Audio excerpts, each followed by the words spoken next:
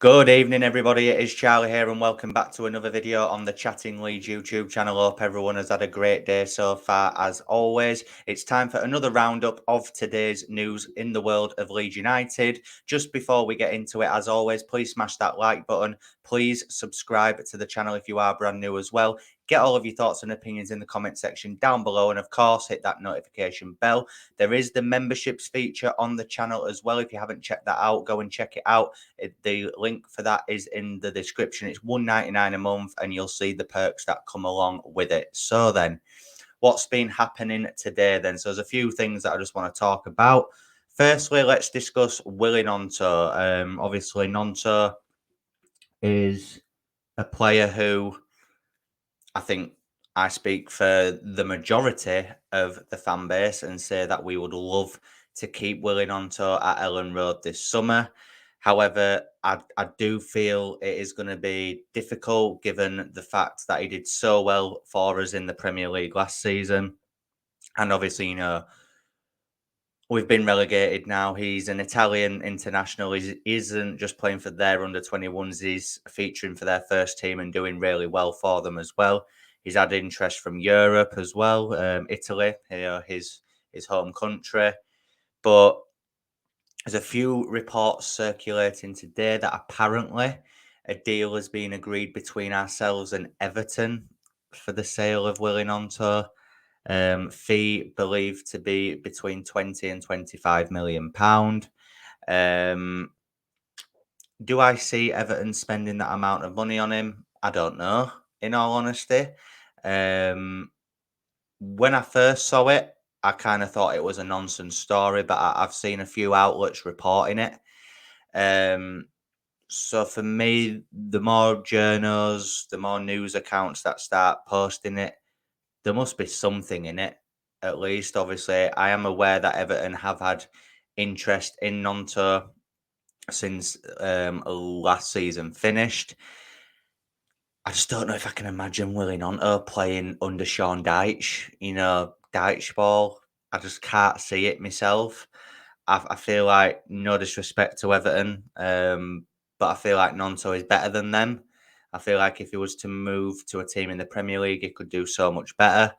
It wouldn't surprise me if he went back to Italy, as there's been a lot of interest in Italy for Gnonto, and there's been rumours that he would be open to returning home to play in Serie A. So yeah, it is an interesting one. As I say, has a deal been agreed between us and Everton?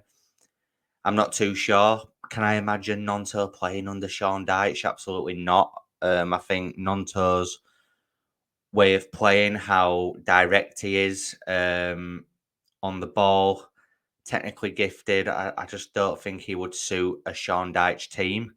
It's hoofball, isn't it? It's I don't know. He might go as he sees it as a Premier League club, and it can elevate him even more to then move on to better things. But I think if Gnonto is to leave Leeds United, he either goes to a better Premier League team than Everton, or he will return home. But again, hit me up in the comments with your thoughts on the Gnonto situation. Next up, then, let's speak about Ryan Manning. We discussed him on the channel last night. If you haven't already, go check last night's episode out as well. But yeah, obviously, I was saying about him and his Swansea teammate Yol Perot that they had been linked with Leeds heavily over the last week or so, and could I see them coming to Leeds? But obviously, there's been a report circulating from quite a few news outlets that apparently Ryan Manning has been at Southampton's training ground, as there's a deal to be done with Southampton, which, not going to lie, I am pretty gutted about. I think Ryan Manning would have been an amazing addition to our squad. A very good left back, Swansea's player of the year. Again, from what I've seen on YouTube, he looks like he's very good attacking. Defensively, I think obviously he had areas that he could probably improve on, but I feel like he would have still been a definite upgrade on Junior Firpo. So I would have loved to have had Ryan Manning in. But as I said, it does look like that the former Swansea coach, Russell Martin, has managed to bring in a former player of his, or is about to bring him in anyway. And it's strange actually, because I said on last night's upload that if he didn't come to Leeds, I'd expect Premier League interest, but he's going to Southampton, who, as we all know, have been relegated with us. And I'll be honest, I don't.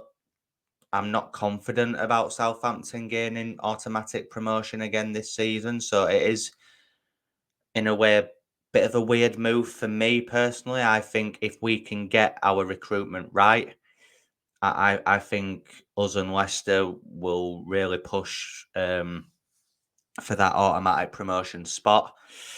Um, Speaking of us bringing in incomings, it has gone a little bit quiet down at Ellen Road in that department, which is starting to get me a little bit worried now, as the Cardiff game is 3 weeks on Sunday. We play against Man United tomorrow in Oslo, which unfortunately I'll miss because it kicks off at like 4 o'clock and I will be at work at that time. But yeah, I just don't understand what's going on. Why is it taking the AFL so long to get this over the line in regards to the takeover? It's really, really starting to frustrate me now. And as I say, I am getting a little bit worried. The season is literally 3.5 weeks away from starting. We've not signed anybody. There's players who have gone, but we've not brought anything in. We need to, and I do thoroughly believe that deals are probably in place and ready to be signed and done, but the takeover needs to be done first. And look, obviously Farker will have had assurances that the takeover will get sorted and that players will come in. And he might be a very good manager at this level and proven at this level, but he's not a miracle worker, guys. And the squad that we've got now, if this is the squad that starts the championship, I'll be a bit concerned. I can't lie. Yes, we've got some amazing young talent mixed with some experience, but we should have come down to this league. The takeover should have been dealt with already. We should have come down to this league and started bullying all of the teams in the championship, getting their best players to assemble a very good championship team to attack this season with.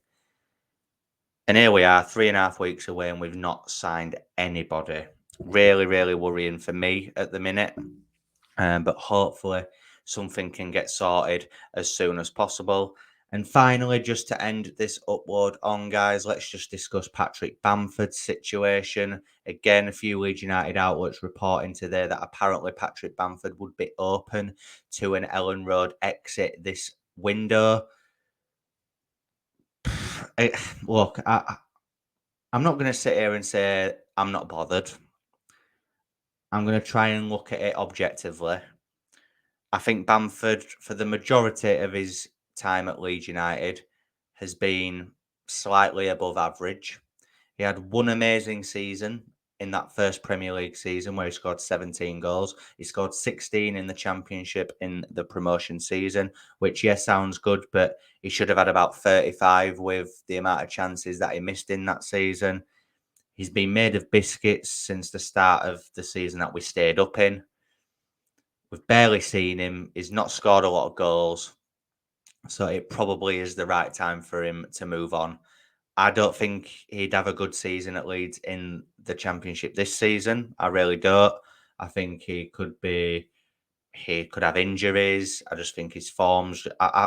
In all honesty, guys, I think his confidence is on its arse, and I don't trust him to lead the line this season.